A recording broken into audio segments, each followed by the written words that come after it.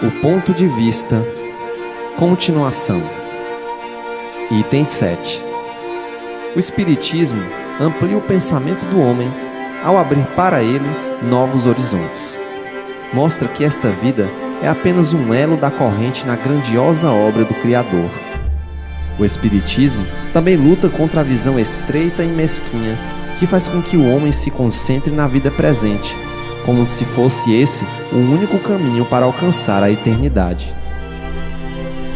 Mostra os laços que unem todas as existências de uma mesma pessoa e ensina que todas as criaturas de um mesmo mundo estão ligadas entre si.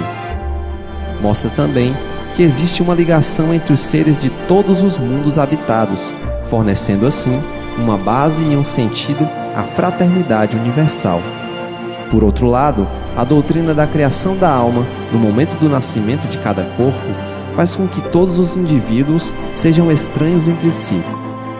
Pelo conhecimento de que a alma já existia antes de reencarnar e que já cometeu muitos erros e acertos em outras vidas, explica-se naturalmente o que parecia ser inexplicável, ou seja, o porquê das diferenças existentes entre os homens na Terra.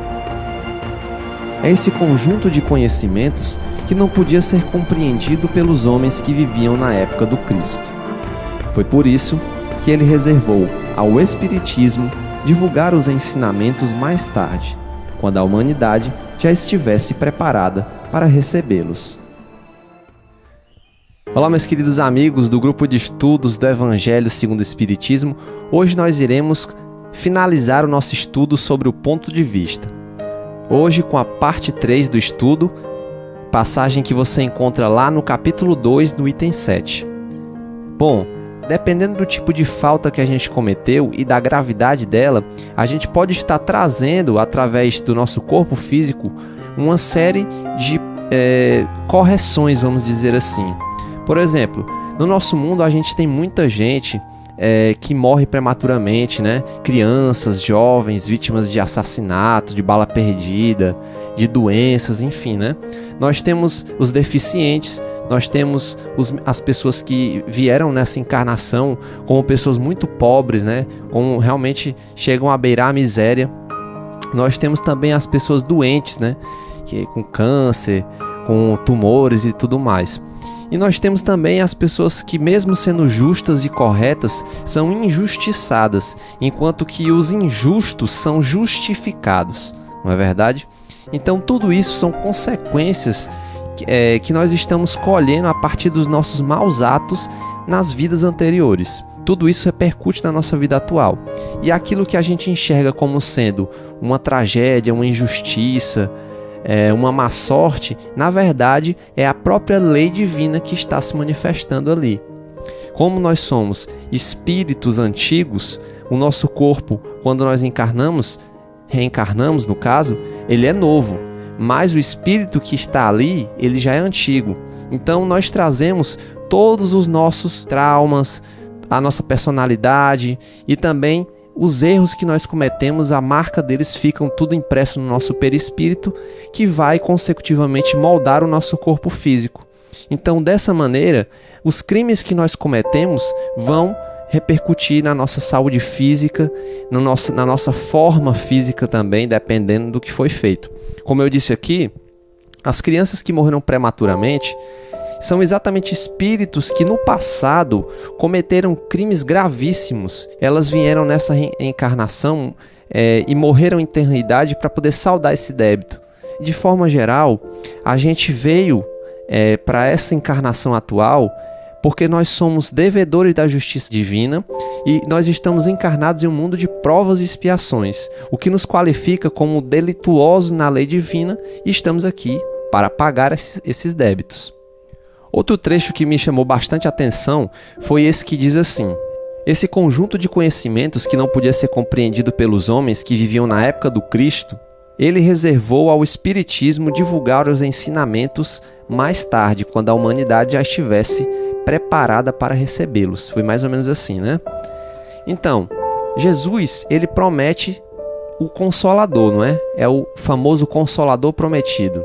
E quem é exatamente esse Consolador? é o Espiritismo, porque ele veio no tempo exato e na época exata para esclarecer tudo aquilo que ficou, vamos dizer assim, nos mistérios, né? E hoje, através do Espiritismo, da doutrina dos Espíritos, nós estamos tendo a oportunidade de tomar conhecimento de toda essa mecânica da nossa vida, inclusive das reencarnações, né? O porquê das coisas, o porquê que a gente sofre e tantas outras coisas bacanas que a gente aprende com a doutrina espírita. Então, essa humanidade, a partir da criação, da codificação da doutrina, lá pelo século XVIII, se eu não me engano, a humanidade já estava mais preparada em relação à época do Cristo. Porque naquela época, Cristo ele nasceu no meio dos hebreus, né? Do povo hebreu. E aquele povo tinha costumes arcaicos, eles tinham um modo de vida muito simples, viviam da pecuária, viviam da agricultura, de subsistência. Então, tendo uma vida muito simples e também um intelecto muito ainda em relação a hoje pouco desenvolvido, eles não tinham condições de compreender coisas muito avançadas. Então, Cristo se reservou a falar para eles apenas o básico e de uma forma, de uma linguagem que fosse acessível a eles. E mesmo assim ainda tiveram muitos que não compreenderam, né? Até hoje nós temos. Então a humanidade, ela, ao longo do tempo, foi se capacitando porque houveram os avanços, né?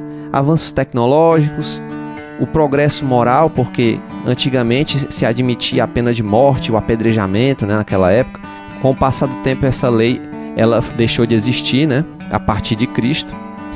Então, houve também uma modernização da cultura. Hoje a nossa cultura ela é tecnológica, ela é informada, ela é conectada. Já a partir da época do Allan Kardec, as coisas já estavam bem mais modernas em relação à época do Cristo, né? Já existiam tecnologias que o povo hebreu nem sonhava que ia existir. Então tudo isso, meus amigos, nos mostra um panorama do que nós estamos vivendo na Terra e da nossa necessidade eminente de se melhorar, de buscar o conhecimento. Então, meus amigos, estudar a doutrina é preciso.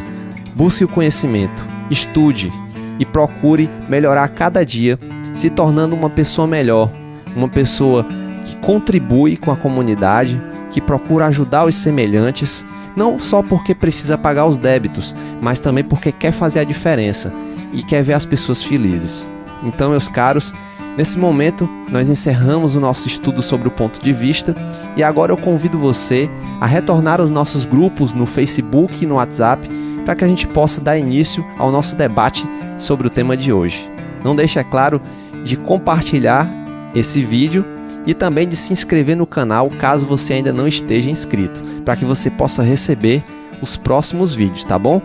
Muito obrigado pela sua atenção, muita paz e fique com Deus.